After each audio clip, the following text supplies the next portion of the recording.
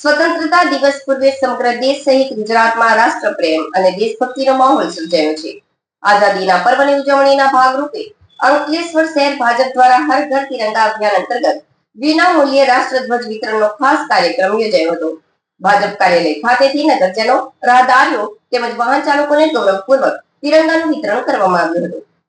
14મી ઓગસ્ટના રોજ બપોરે 2 કલાકે ભાજપ કાર્યાલય ખાતેથી યોજાયેલા વિતરણ કાર્યક્રમનો મુખ્ય હેતુ દરેક નાગરિક પોતાના ઘર તેમજ ઓફિસ પર દેશની શાન સમાન તિરંગો લહેરાવી ગૌરવ અનુભવે તેવો છે।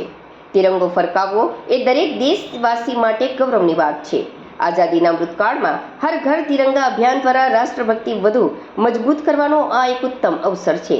આ કાર્યક્રમ અંકલેશ્વર શહેર ભાજપના પ્રમુખ ધર્મેન્દ્ર પુષ્કરણા, મહામંત્રી કેયુર વસાવા અને ધીરેન મોદી, ઉપપ્રમુખ વિરલ મકવાણા, ડિસ્પેન્સરી ચેરમેન દીક્ષિતા રાણા તેમજ સેનેટરી ચેરમેન નરેન્દ્ર પટેલની ખાસ અધ્યક્ષતામાં યોજાયો હતો। આ પ્રસંગે ભાજપ યુવા મોરચા પ્રમુખ પ્રતિક કાયસ, નગરપાલિકાના સભ્યો, શહેર ભાજપ સંગઠનના વિવિધ હોદ્દેદારો તેમજ કાર્યકરો મોટી સંખ્યામાં ઉપસ્થિત રહ્યા હતા અને નગરજનોને ઉત્સાહપૂર્વક તિરંગો એનાયત કર્યો હતો। આજરોજ અંકલેશ્વર શહેર ભારતીય જનતા પાર્ટી દ્વારા હર ઘર તિરંગા અભિયાન અંતર્ગત અંકલેશ્વર નગરના કાર્યાલયની બહાર પ્રજાજનોને ધ્વજનું વિતરણ કરવામાં આવ્યું।